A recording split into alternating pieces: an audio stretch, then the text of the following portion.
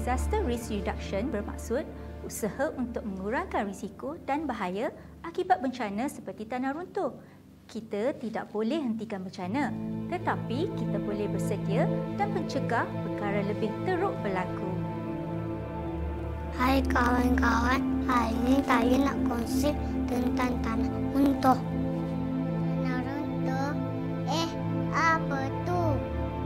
Tanah jatuh dari bukit bila hujan lebat sangat.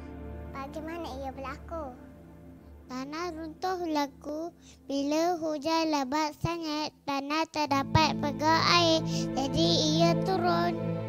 Kadang-kadang pokok pun tumbang dan jalan pun tutup. Bahaya tak tanah runtuh ni? Tapi jangan risau, kita boleh bantu cegah. Macam mana kita cegah? Jom kita tanam pokok. Pokok kuatkan tanah. Jangan buang sampah merata-rata kerana ia boleh ganggu saliran air. Jangan rosakkan bukit dan hutan. Turun tanah basah, pokok hijau jadi.